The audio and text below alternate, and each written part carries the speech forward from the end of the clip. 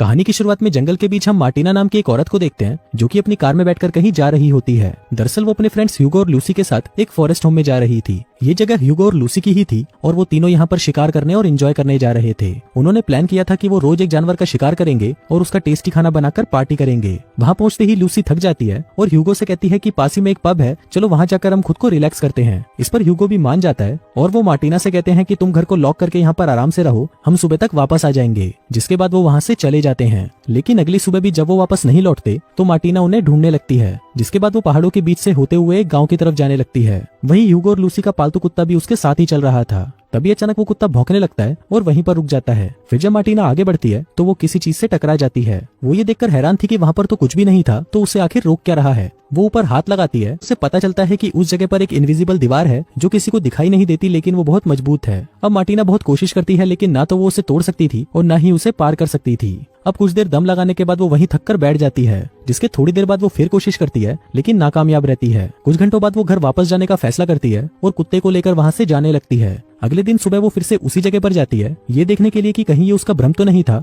और वहाँ पर सचमुच में कोई दीवार है भी या नहीं। लेकिन इस बार भी वो उस जगह को क्रॉस नहीं कर पाती। अब ये देखकर उसे डर लगने लगता है। फिर जब वो वापस घर लौट रही होती है तभी वो रास्ते में एक बूढ़े कपल को देखती है जो कि वहाँ पर कुछ काम कर रहे थे। अब उन्हें देखकर मार्टिना को थोड़ी तसल्ली होती है और वो उन्हें आवाज लगाकर बुलाने लगती है। लेकिन जब वो उनके पास पहुँचती है तो वहाँ पर उसे कोई इनविजिबल दीवार रोक रही होती है, जिसका मतलब था कि यहाँ पर भी एक इनविजिबल दीवार है। और इतना ही नहीं, वो बुजुर्ग इंसान भी उसे इंसान नहीं बल्कि पुतले लग रहे थे। लेकिन फिर जब मार्टिना उन्हें दूरबीन से देखती है तो उसे पता चलता है कि वो इंसान ही है जो वहाँ पर फ्रीज हो चुके हैं। मार्टिना को लगता है कि इस इनविजिबल दीवार की दूसरी तरफ सभी लोग मर चुके हैं। जिसके बाद वो इन्हीं सबको देखकर अपना टाइम पास करने लगती है। फिर रोज की तरह ही वो एक दिन जंगल में चल रही होती है कि अचानक उसे एक गाय दिखाई देती है जो उसी की तरफ आ रही थी। अब पहले तो मार्टिना डरकर उससे दूर चली जाती है, लेकिन फिर वो अपने अकेलेपन के चलते उस गाय को भी अपने साथ अपने घर ले जाती है। अब वो गाय रोज दूध देती है, जिससे मार्टिना अपनी चाय और कॉफी बना लेती है, जिसके बदले में वो उस गाय के लिए बहुत सारी घास काट कर लाती है और काफी मेहनत करके उसकी देखभाल करती है। एक दिन मार्टिना अपने घर के पीछे वाले रास्ते से अपनी कार लेकर जा रही होती है कि तभी कुछ ही दूरी पर उसकी गाड़ी किसी चीज से टकरा जाती है। मतलब वहाँ पर भी कोई इनविजिबल दीवार थी।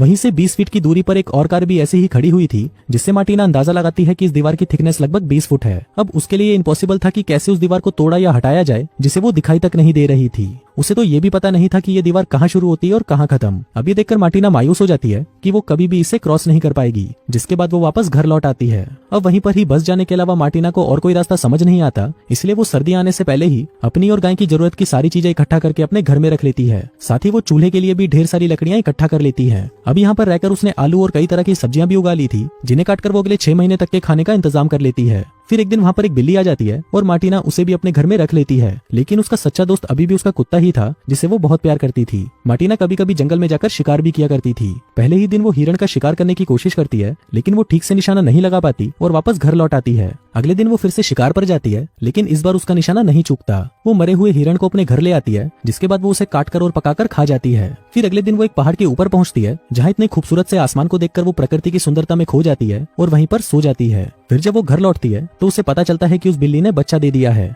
अब धीरे धीरे दिन बीतते हैं और ऐसे ही कई महीने निकल जाते हैं। मार्टिना की जिंदगी बहुत ही आराम से कट रही होती है, लेकिन एक दिन अचानक बहुत तेज तूफान आता है और बर्फ गिरने लगती है, जिसके चलते वो बिल्ली का बच्चा ठंड से मर जाता है और मार्टिना दुखी होकर उसे दफना देती है। मार्टिना अपने रोज के एक्सपीरियंस को एक डायरी में लिख रही थी ताकि वो अपने इन दिनों को कभी भूल ना पाए। और बाहरी दुनिया से इस तरह से दूर रहते रहते उसे डर लगने लगता है कि कहीं वो पागल ना हो जाए। उसके पास एक ही डायरी होती है, जिसके भर जाने तक ही वो उसमें लिख सकती थी, और जब वो डायरी भर जाएगी तो उसकी कहानी भी वहीं खत्म हो जाएगी। कुछ ही दिनों में बाहर बर्फबारी बहुत ही तेज हो जाती है और अब मार्टिना घर में बंद होकर रह जाती है। उसके पास खाने पीने की सभी चीजें घर पर ही थी, इसलिए वो कुछ न कुछ पकाकर खा लिया करती थी, लेकिन वो कहीं बाहर नहीं जा सकती थी और सारा दिन घर में ही बंद रहती थी। इसी बीच उस गाय का बछड़ा भी हो जाता है और मार्टिना डिलीवरी में उस गाय की मदद करती है और बहुत ही मुश्किल से उस बछड़े को बाहर निकालती है। अब मार्टिना उस बछड़े को भी संभालती है, जिसके बाद देखते ही देखते सर्दियों का मौसम भी चला जाता है। उसकी डायरी में 25 में लिखा होता है, जिसमें मार्टिना लिखती है कि इस जंगल में रहते हुए 1 साल बीत चुका है और इसकी एनिवर्सरी मनाने में पहाड़ पर जाने वाली हूँ। जिसके बाद वो कुत्ते को लेकर पहाड़ पर जाती है और शाम तक अपना टाइम वहीं बिताती है। वो सोचती है कि जो हो गया सो हो गया, आज से मैं एक नई जिंदगी की शुरुआत करूंगी।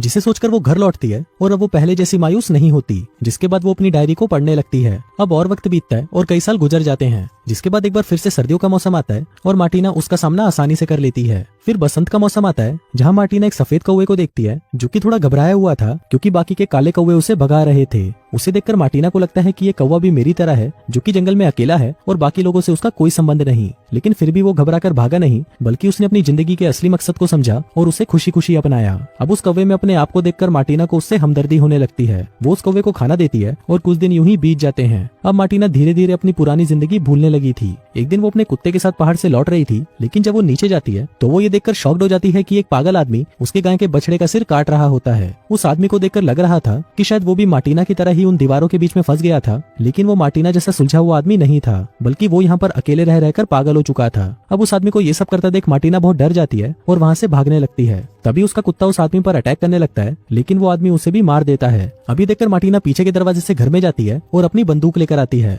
लेकिन तब तक बहुत देर हो चुकी थी और वो बछड़ा मर चुका था। अभी देखकर मार्टिना को बहुत गुस्सा आता है और वो उस आदमी को लगातार शूट करके उसे मार डालती है। वो उस बछड़े के पास जाती है जो कि मर चुका था, जिसके बाद वो अपने कुत्ते के पास आती है और उसे गोद में लेकर रोने लगती है। फिर मार्टिना उस पागल आदमी की लाश को घसीटते हुए उसे पहाड़ से नीचे फेंक देती है, जिसके बाद वो उस बछड़े और उस कुत्ते को भी दफना देती है और उसका अंतिम संस्कार भी करती है। जिसके बाद से वो अपनी अकेली जिंदगी को फिर से अपना लेती है। वो अपनी गाय को घास चराने लेकर जाती है, जिसके साथ ही वो आलू और कई तरह की सब्जियां उगाती हैं। जिसके बाद दोबारा सर्दियों का मौसम आ जाता है। फिर एक दिन वो अपनी डायरी में 25 फरवरी को लिखती है, जो कि इस डायरी का आखिरी पन्ना होता है। इसके बाद अब जो भी होगा वो उसे लिख नहीं पाएगी। उसे उन बातों को अपने दिल में ही रखना होगा और बाकी की जिंदगी इस उम्मीद में बितानी होगी कि शायद वो कभी यहाँ से निकल पाएगी। उसके चारों तरफ की ये इनविजिबल दीवार गिर जाएगी और वो जंगल वाला रास्ता वापस से खुल जाएगा। अब उम्मीद रखने के अलावा वो और कुछ नहीं कर सकती थी। अब डायरी के पन्नों के खत्म हो जाने के बाद वो लिखना बंद कर देती है और इसी के साथ ही ये कहानी यहीं खत्म हो जाती है।